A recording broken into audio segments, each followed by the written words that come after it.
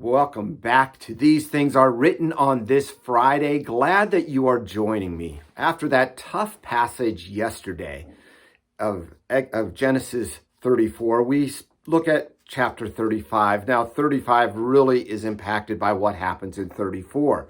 Because at the end of 34, which we didn't read, it talks about how the neighbors around Jacob were angry with him over what his sons had done. Remember, his sons had killed the men of Shechem and tricked them into becoming circumcised. And then they killed them because of what Shechem had done to their sister Dinah. So we pick it up with verse 1. God said to Jacob, "Arise and go to Bethel and dwell there. Make an altar there to God, who appeared to you when you fled from your brother Esau." So Jacob said to his household and to all who were with him, "Put away the foreign gods that are among you, and purify yourselves and change your garments. Then let us arise and go to Bethel, so that I may make there an altar to the God who answers me in the day of my distress, and has been with me wherever I have gone." Wow, isn't that an amazing display of faith? Isn't it amazing what Jacob had said, of how God would be with them? And notice what he said to the household. "Put away all your foreign gods that are among you. Purify yourselves. Change your garments." He showed that God would be with them, but that God was a jealous God and that God wanted them to follow him only. So by getting rid of the false gods, by purifying themselves, making themselves right to be able to appear before the Lord. Verse 5, "And as they journeyed, a terror from God fell upon the cities that were around them, so that they did not pursue the sons of Jacob." Again, the nations were, the cities around them were angry with what they had done, but God protected them. Even Simeon and Levi, who had caused this horrific thing to happen and did that horrific thing. Let's move again to verse 9. Reminder, read all of it, not just what I'm reading. That would be helpful. God appeared to Jacob again, and when he came to Paddan Aram, and blessed him.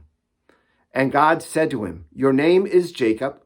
No longer shall your name be called Jacob, but Israel shall be your name."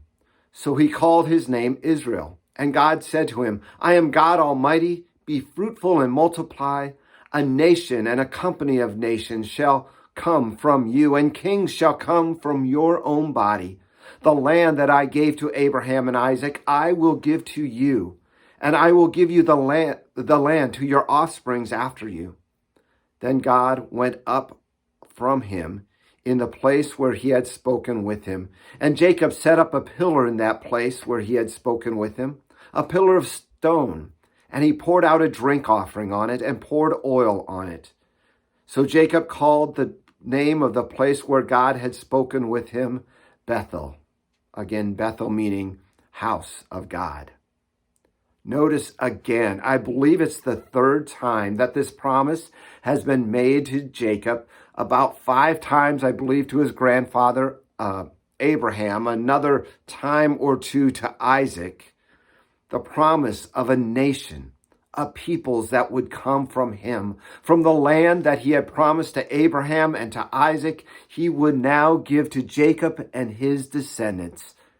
And Jacob's response, one more time, is a response of faith, setting up that pillar of stone, pouring on it drink offerings and an offering of oil.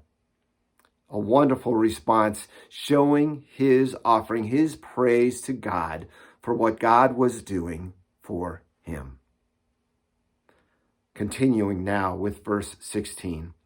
Then they journeyed from Bethel. When they were still some distance from Ephrath, Rachel went into labor, and she had hard labor. And when her labor was at its hardest, the midwife said to her, "Do not fear, for you have another son." And as her soul was departing, for she was dying, She called his name Ben-Anoi, but his father called him Benjamin. So Rachel died, and she was buried on the way to Ephrath, that is, Bethlehem. A couple things here to point out. The thing about Rachel weeping and mourning is tied back in Matthew chapter 2 to the Herod's slaughter of the young boys 2 and under at Bethlehem after he found out that he had been tricked by the Magi in his attempt to kill Jesus. This Rachel lamenting is mentioned there. The names, son of Ben-Anoi, son of my sorrow, but his father called him Benjamin, son of my right hand.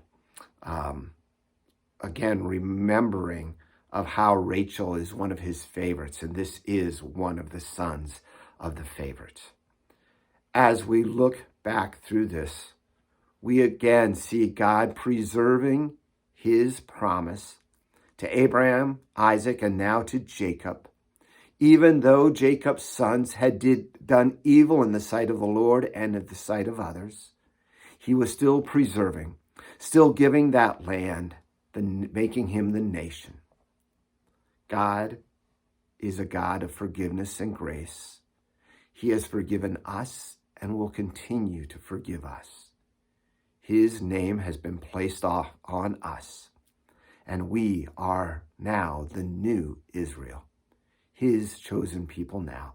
May God lead us. May he guide us. We'll see you again next week.